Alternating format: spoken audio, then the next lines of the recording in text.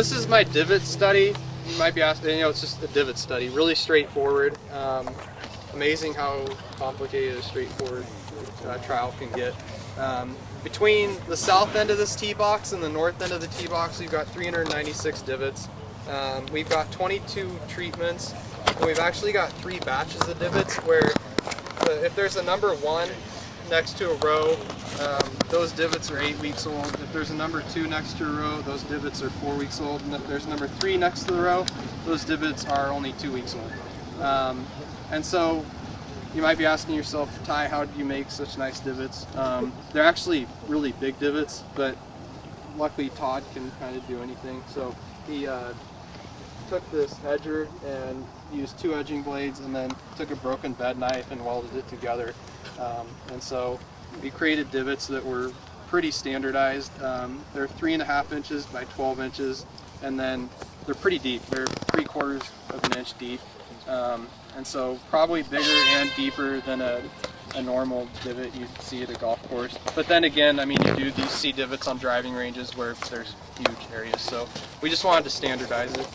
Treatment-wise, I think it's on, I don't have your handout that you have, it's on between pages 13 and 17 somewhere. We've got mixtures of geohumus, Axis, Lacenite, and then Dakota peat. And we've pretty much mixed everything together one way or another. And feel free to walk around and look at divots or whatever. We've got checks where it's just straight sand. We've got straight sand and seed. We've got straight sand, seed, and geohumus, and then everything else mixed together. That's for the first 12 treatments. All the first 12 have seed.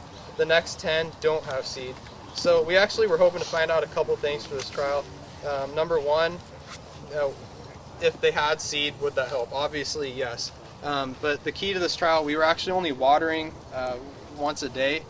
We kind of wanted to simulate what a golf course goes through. This is also a climax tee where we've got, mostly bent grass and POA. So it's an old tee box.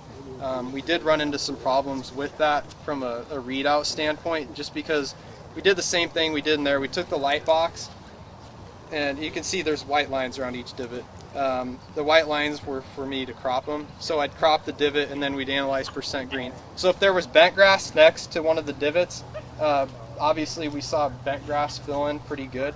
So regardless of seed, especially when on the divots that are 8 weeks old, the ones that we, the ones that were done up in the middle of July, we hardly saw any germination in those. Most of the fill-in you see on the divots that are 8 weeks old, which have the number 1 next to them, that's a lot of just bent grass fill-in. Overall, and we haven't ran anything through any statistical programs yet, but overall from what we've seen, anything that has geohumus in it has overall done better. Now, is there a magic, potion or a magic divot? I'm not sure yet. We have seen a lot better germination on the later divots when it's been cooler out and things have actually been able to germinate. I know for a fact that the Dakota peat and the geohumus combined have shown really good results, but Axis, that's done pretty well as well, especially when it's combined with geohumus. So this is an ongoing study. We're still gathering data. Every Friday I take pictures, and it takes me until the next week to crop them all and analyze them. So I guess the reason we have 2 trials between this tee, this is a shade trial. This gets shade up until 10:30 in the morning. The trial on the north end is in full sun. Things we're planning on doing better because we can do them a lot better. We plan on redoing this tee next year. It was really cool from a real life perspective to do it on a tee that you might see at a golf course, or the same type of tee. Next year we'll probably either go with pure bent or just ryegrass to try to standardize everything, because if you look closely, if you find, especially on the north end where there's more bent grass, if you look closely at a divot where there is bent grass, I mean, regardless of the treatment, there's been a lot of bent grass filling. And so that's where we're at now. We've also got a little bit of anthracnose we sprayed that Wednesday. Is this the first year of it? Yeah, first year. So you're going to continue for Yeah. a few years? Yeah.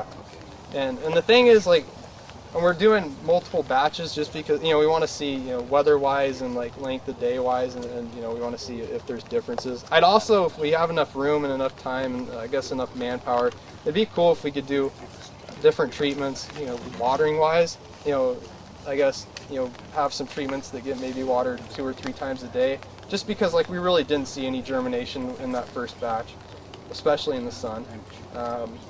I think when we go back and analyze the data, we will see that we actually had more germination overall in the shade, especially in these latter batches.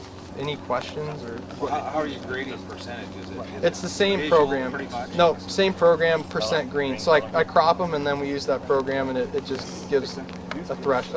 I'm not even using a threshold. Most of these, I'm trying to remember what they were last week. I think the first batch averaged out to be I think it was 60-something% green.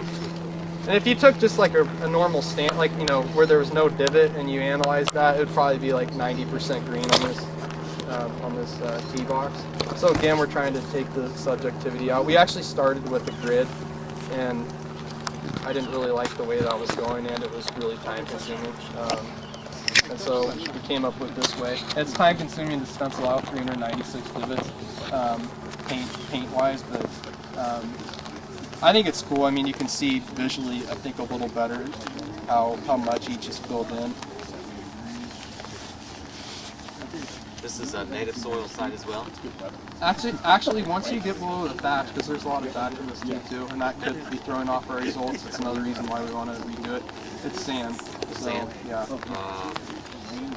pH, any fertilizer? Anything? No fertilizer. I don't know the pH.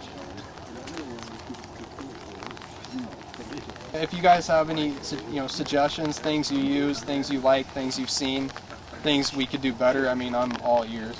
So again, this is the first year we've done it.